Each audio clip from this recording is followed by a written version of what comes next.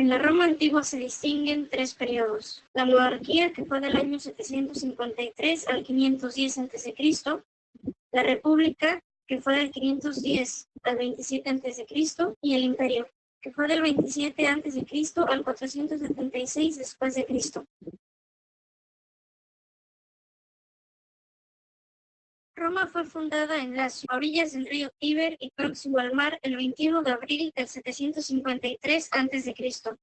Según la leyenda, los romanos descendían del héroe troyano Eneas. Su hijo Ascanio fundó el reino de Alba. Uno de los descendientes fue Numitor, a quien su hermano Amulio le arrebató el trono. Rea Silvia, hija de Numitor, fue consagrada al culto de Vesta y obligada a mantener el celibato. El dios Marte se enamoró de Rea Silvia, de cuya unión nacieron los gemelos Rómulo y Remo. Estos fueron arrojados al río Tíber por orden del usurpador Amulo, pero la cuna ancló al pie del Palatino. Allí fueron amamantados por una loba y posteriormente recogidos por el pastor Faustulo.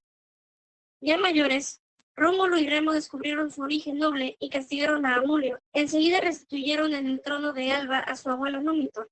Luego se dirigieron al Palatino a la cabeza de unos aventureros y fundaron Roma. Organización política: los reyes y la monarquía. Durante la monarquía, Roma fue gobernada por 7 reyes, pertenecientes a 2 dinastías, la latina y la etrusca. En la latina están Rómulo. Rómulo fue el monarca que fundó Roma. Implantó el sistema de gobierno monárquico. Para poblar su reino, fusionó las tribus latinas y sabinas. Después de un reinado breve, desapareció misteriosamente. La leyenda cuenta que su padre Marte se lo llevó al cielo. Numa Pompilio. Este rey organizó el culto romano, creó las escuelas sacerdotales y mandó a construir el templo de Jano, que permanecía abierto en tiempo de guerra y cerrado en tiempo de paz. Tulio Postillo era un rey guerrero. Organizó un imbatible ejército, con el que destruyó el reino del Alba y convirtió a Roma en la primera potencia de Lacio. Anco Marcio, conocido como el rey comerciante, fue un gobernante pacífico que hizo de Roma un centro de intercambio comercial. Mandó a construir el puerto de Ostia en la desembocadura del río Tíber para incentivar el comercio. En la dinastía etrusca están Tarquino el Antiguo. Este rey consagró un templo a Júpiter en la cumbre del Capitolio. Mandó a construir el foro, la cloaca máxima y el circo máximo para los juegos populares. Introdujo el arte y la religión etruscos en Roma. Servio Tulio mandó construir una muralla que protegería la ciudad. Como reformador social, organizó al pueblo en 7 clases sociales, según su fortuna, para el pago del impuesto. Y por último, Tarquino el Soberbio. Este rey fue el asesino de su suegro, Servio Tulio. Era un tirano entregado a los placeres mundanos, por cuya razón se ganó la antipatía del pueblo. Violó a Lucrecia, esposa de un destacado ciudadano, acto que dio lugar a una asamblea popular, en el cual le quitaron el mando. Como consecuencia de lo sucedido y con la aprobación del ejército, se cambió la forma de gobierno por el sistema republicano. Organización política. El gobierno del periodo monárquico tenía como autoridad al rey, a la Asamblea Popular y al Senado. El rey constituía la autoridad máxima con poder absoluto. Era al mismo tiempo sacerdote supremo, juez y jefe militar. El rey era elegido por la Asamblea Popular propuesta por el Senado. La Asamblea Popular estaba integrada por los ciudadanos libres con edad militar. Dicha asamblea era convocada por el rey al pie del Capitolio, donde aprobaban o rechazaban las leyes por aclamación unánime. El Senado estaba conformada por 300 hombres ancianos, patricios, padres de familia. Su función era aconsejar al rey y presentar los candidatos para la sucesión al trono real. El cargo de senador era vitalicio. Organización social: la familia. La familia era la base de la organización social. Estaba conformada por el padre, la madre y los hijos. El padre era la máxima autoridad del hogar, jefe, juez y sacerdote familiar. Tenía derecho a la vida o muerte de su esposa y de sus hijos, pudiéndolos vender en ciertas ocasiones como esclavos. La madre se dedicaba exclusivamente a los quehaceres del hogar. Las mujeres romanas contaban con más libertad que las mujeres griegas. pues acompañaban a sus esposos a las grandes ceremonias y actos políticos. Los hijos no tenían libertad aunque fuesen casados. A esta dependencia se les llamó patria potestad. Los matrimonios podían adoptar un hijo cuando no tenían descendencia. Las clases sociales. En la monarquía romana existían las siguientes clases sociales. Los patricios o populos eran los que formaban la clase aristocrática y constituían el verdadero pueblo con plenos derechos ciudadanos. Se creían descendientes de los fundadores de Roma. Los plebeyos conformaban la clase social más numerosa, integrada por ciudadanos de origen diverso, tales como extranjeros, libertos, vagabundos y habitantes de las ciudades dominadas. Inicialmente aumentaron sus derechos políticos, sociales, militares y religiosos. Posteriormente, en forma gradual, fueron ganando el derecho a la ciudadanía romana. Se dedicaban a la agricultura, el comercio, la industria y pagaban impuestos al Estado. Los clientes eran hombres libres pero de condición pobre. Se encontraban bajo el amparo del padre de familia quien les daba vivienda y tierras para el cultivo. Los esclavos. Esta clase estaba constituida por los prisioneros de guerra y los hombres comprados en los mercados. Eran considerados como animales o cosas sin derecho ni siquiera a la vida. Trabajaban en obras de construcción, en la agricultura y el servicio doméstico. Organización económica. Agricultura. El ciudadano romano era propietario de tierras para poder cultivar. Las tierras constituían la base de su economía. Cultivaban trigo, uvas, higos y olivos. Ganadería. En las llanuras y las montañas desarrollaban abundante pasto natural, lo que hizo posible el desarrollo de la ganadería vacuna, ovina, porcina y caprina. Comercio. Era la actividad dirigida por los ricos, quienes comercializaban con los pueblos vecinos como cereales, metales, esclavos, cerámicas, armas y joyas. La República Romana. Se denomina República al segundo periodo de la historia romana, el cual inicia desde la expulsión de Tarquino el Soberbio en 509 a.C. hasta el año 29 a.C., en el que Octavio se hizo emperador con el nombre de Augusto. En esta etapa, Roma se convierte en la primera potencia del mundo antiguo, con numerosas colonias en Europa, Asia y África. Gracias a su política expansionista y al hecho de contar con un poderoso ejército, disciplinado y muy bien organizado. Organización política. Durante este periodo se adoptaron algunas instituciones de la monarquía y se crearon otras. Instituciones y magistraturas. Los cónsules. Eran autoridades que ejercían funciones de gobierno, funciones militares y la administración de justicia. Al término de su gobierno tenían que dar cuenta al Senado sobre sus funciones. En caso de peligro nacional, los cónsules nombraban un dictador con poderes absolutos cuya función no podía durar más de 6 meses. El Senado. Durante la República, el Senado era la misma institución que en la monarquía. Sus funciones eran de consulta y asesoramiento a los cónsules. Las asambleas, también llamadas comicios, fueron de 3 clases: la asamblea curial, la asamblea centurial, la asamblea tribal. Política de expansión y sus consecuencias.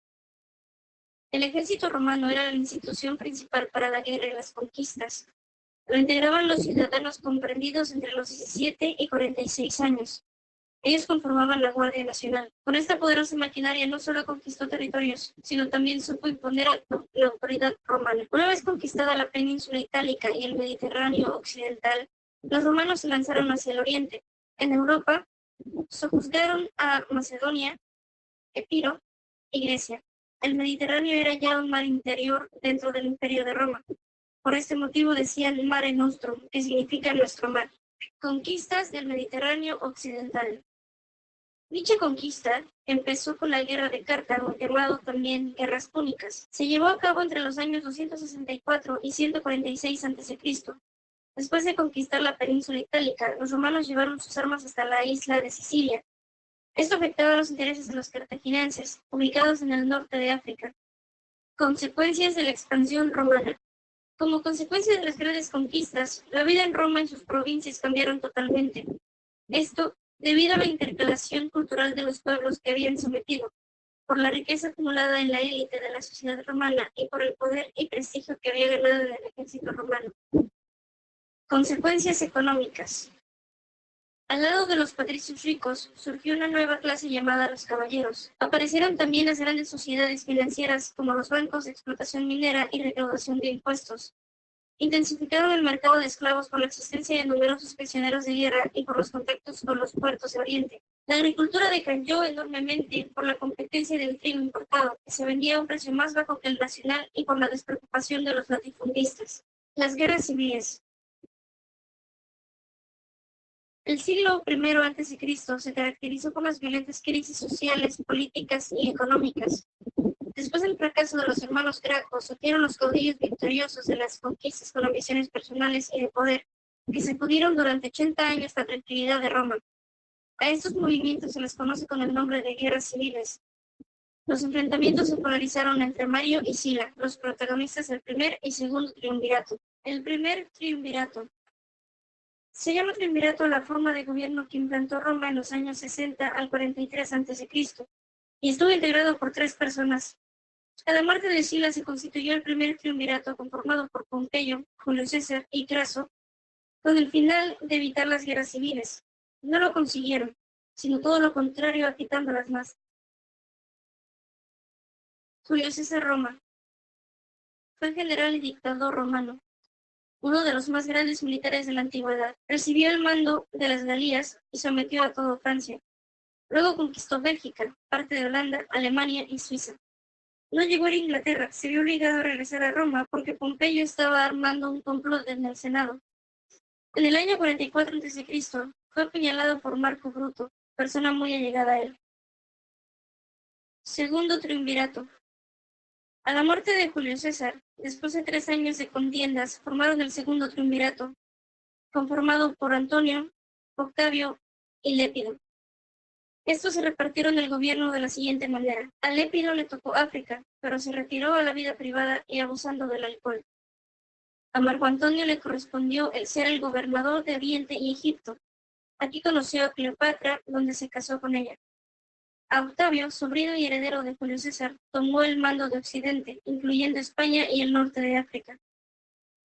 Luego de pacificar Roma, Octavio quiso la dictadura de Roma, marchando a Egipto, después de haber acusado de traidor a Marco Antonio con el respaldo popular. En el trayecto se enfrentó con la flota de Marco Antonio y Cleopatra.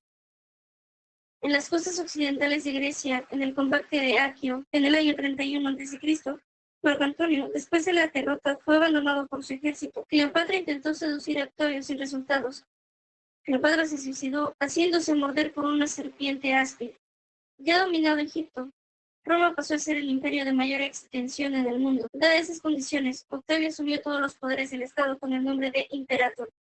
De este modo terminaba la República Romana y se establecía el imperio. Imperio Romano. Del año 29 a.C. al 476 después de Cristo, Augusto emprendió la gran tarea de reorganizar el Imperio Romano, introduciendo grandes reformas. En la organización política, ahora existía un emperador, que era el gobernador absoluto, el Senado y la Asamblea. Florecimiento cultural. Durante el gobierno de Augusto, que fue del 27 a.C. al 14 después de Cristo, los escritores y artistas exaltaron las virtudes antiguas, la religión tradicional y sus costumbres. Bajo este periodo de paz, los arquitectos y artistas transformaron Roma, convirtiéndola en una ciudad imponente. Las letras. Durante el siglo de Augusto, los romanos sobresalieron en poesía, historia, filosofía y oratoria. La poesía. Publio Virgilio Varón fue el más grande poeta latino, protegiendo de Augusto y Mecenas, quienes lo inspiraron para que cantara un himno a la patria latina. Fue el autor de 3 poemas importantes: la Eneida, en la que canta los orígenes de Roma; las Bucólicas o Églogas, en la que canta la vida del campo y del hogar; las Georgicas, poema en el que exalta las faenas agrícolas, olvidadas por el ejército de las armas. La historia. Tito Livio es considerado como el mejor historiador romano. Escribió su magistral obra titulada Historia de Roma, en la que narra los orígenes de Roma, los episodios y acciones de los personajes que determinaron los éxitos y fracasos de Roma. Publio Cornelio, historiador romano, escribió Historias y los Anales, concibiendo la historia como una intriga política. La filosofía. Lucio Séneca, filósofo romano, Difundió el estoicismo en la alta clase romana. La escuela estoica inculcaba el dominio y la fortaleza ante la adversidad, el incumplimiento del deber y la honra a los dioses.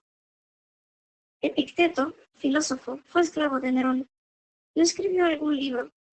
Su doctrina de carácter estoico fue recogido por su discípulo Arriano en 2 libros titulados Manual de Epicteto y Conversaciones de Epicteto. La oratoria. Sobresalió en este campo Marco Tulio Cicerón, el orador más grande de Roma. Son famosas sus 2 siguientes obras: Las Catilinarias, en la que acusó ante el Senado la conspiración de Catilina, que aspiraba al poder de Roma, y Las Filípicas, la compuso siendo partidario de Octavio para atacar y desacreditar a Antonio. Las artes.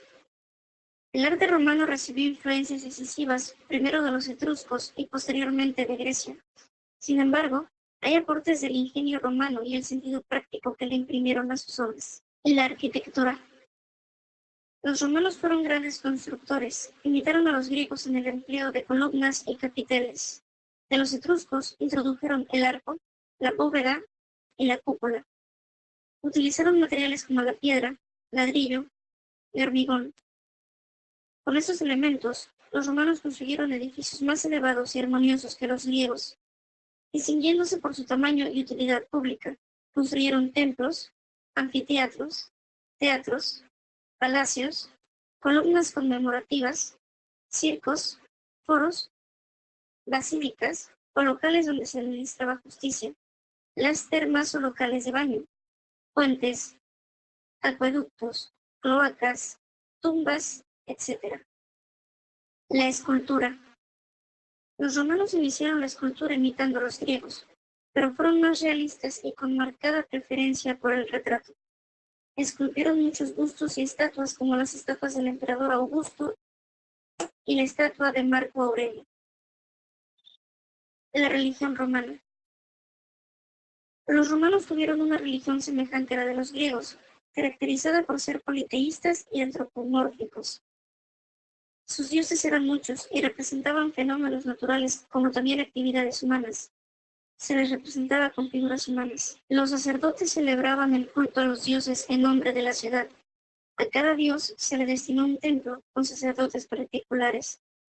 Sus principales dioses fueron Júpiter, dios del cielo y de los fenómenos celestes. Era considerado el más poderoso de todos. Marte, dios del ejército. Juno, dios de las puertas de la ciudad y de las viviendas. Juno, diosa protectora de las madres. Ceres, diosa de la cosecha. Diana, diosa de la naturaleza salvaje y de la caza. Minerva, diosa de la inteligencia y la técnica. Mercurio, dios del comercio. Venus, diosa de la belleza, fecundidad y del amor. Vulcano, dios del fuego, los metales y de los herreros. Y por último Neptuno, dios del mar. La caída del Imperio Romano de Occidente.